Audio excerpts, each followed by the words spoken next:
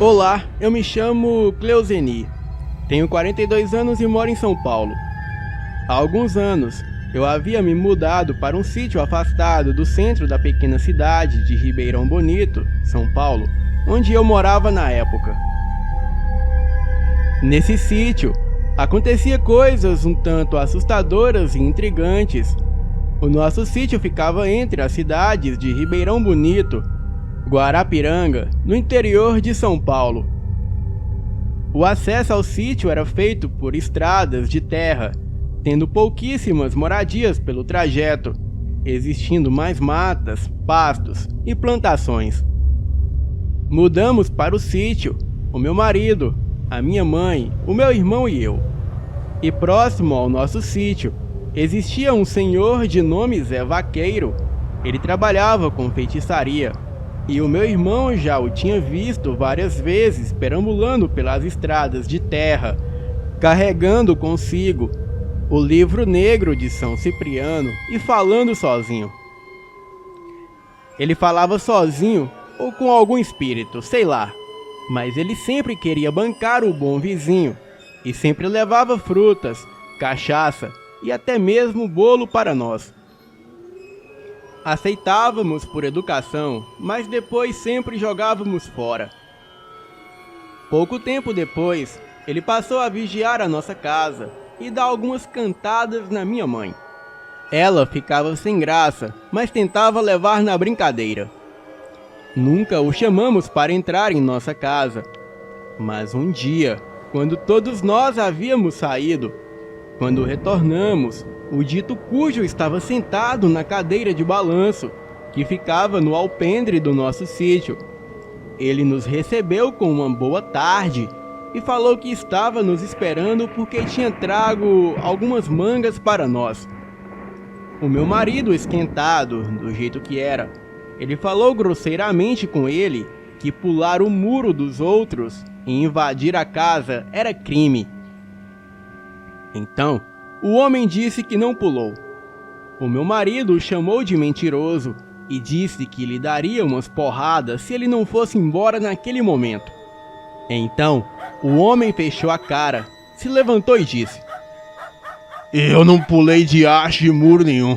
Venha cá, que eu vou mostrar para vocês como se a porteira é trancada." Ele ficou do lado de fora e pediu ao meu marido para trancar o portão. E assim ele o fez. Do outro lado do portão, o homem começou a falar umas palavras estranhas e o portão se escancarou na mesma hora.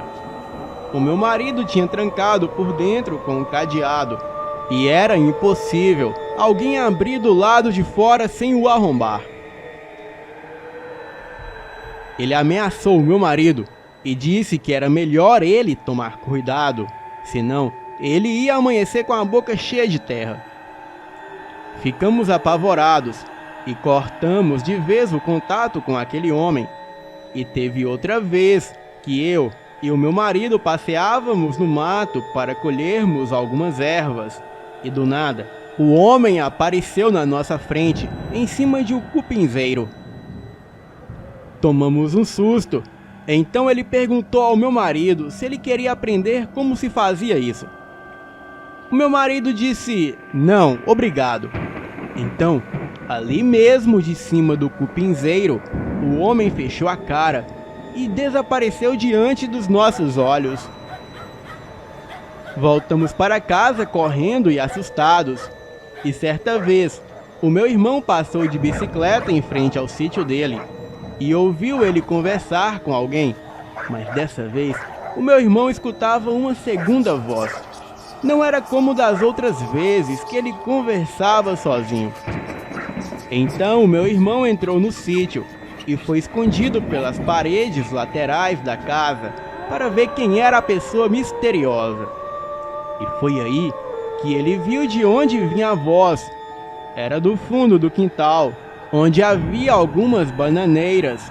O homem estava em pé, em cima de uma das folhas da bananeira, e lá embaixo havia um ser negro de chifres que mais parecia uma sombra do que algo materializado. Aquilo dava gargalhadas sinistras enquanto o homem pulava de uma folha de bananeira a outra. E foi aí que o ser disse: "E aquele curioso lá atrás bisbilhotando, nós pega ele?" O ser disse isso sem nenhum dos dois olharem na direção do meu irmão. Era como se simplesmente soubessem da presença dele ali. Então o homem disse: "Não, é bom que ele veja. Ele é o filho da minha futura esposa." O meu irmão saiu correndo muito assustado, até caiu no chão várias vezes enquanto corria. E certa noite, eu, o meu marido, o meu irmão e a minha mãe estávamos indo tarde da noite para a cidadezinha de Trabiju para buscar uma encomenda na casa de uma amiga. Para chegar até lá, tínhamos que pegar uma longa estradinha de terra batida, com mata e plantações à sua volta. Muitas das propriedades da região, é como é em todo o Brasil, eram protegidas com cercas de arame farpado.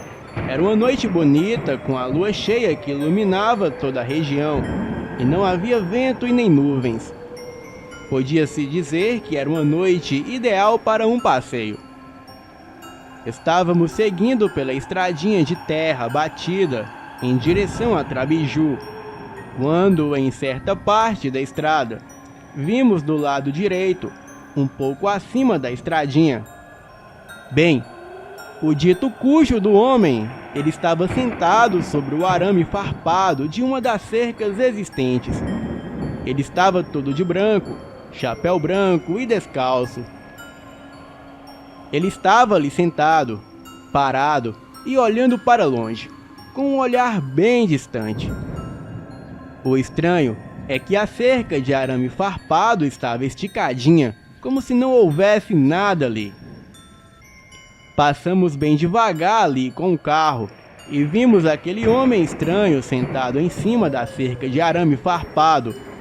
Observo que todos nós o vimos. Eu, o meu irmão, o meu marido e a minha mãe, provando que não foi imaginação de ninguém. Quando passamos, o meu marido reduziu a velocidade e passamos bem devagar.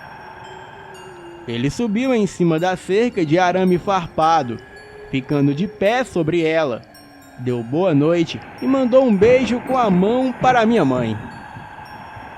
A minha mãe, muito religiosa que era, fez o sinal da cruz e mandou que saíssemos dali imediatamente. Ficamos imaginando como ele fez aquilo e fomos para Trabiju. Chegamos na casa da minha amiga. Ficamos uns 40 minutos e retornamos, pegando a mesma estradinha de terra batida. E quando passamos no local onde havíamos visto o homem, ele já não estava mais lá. Mas as coisas não param por aí não. Ele teve a audácia de voltar na nossa casa poucos dias depois. Primeiro, ele pediu desculpas e disse que ele que era o lobisomem que andava rondando o nosso sítio. O meu marido indagou a ele que lobisomem era esse, porque ninguém tinha visto lobisomem nenhum. Ele então disse que se alguém tivesse precisando de algum trabalho espiritual, para amor, dinheiro ou saúde, era só chamar ele, que ele era capaz de trazer dinheiro, amor e saúde. E em troca, ele só queria ser amigo da nossa família. O meu marido, assustado, ele disse que estava ocupado naquela hora, mas em outra hora eles conversariam melhor. No dia seguinte, arrumamos as nossas coisas e nos mudamos dali. Voltamos para morar no centro da cidade de Ribeirão Bonito, longe de sítios e matas. Bem, após as experiências que eu tive naquela época, em que morávamos no sítio em Ribeirão Bonito, como já disse, eu não tenho mais dúvida alguma de que nós não estamos sozinhos nesse misterioso mundo. Boa noite e vão dormir. É você, Satanás! É você, Satanás!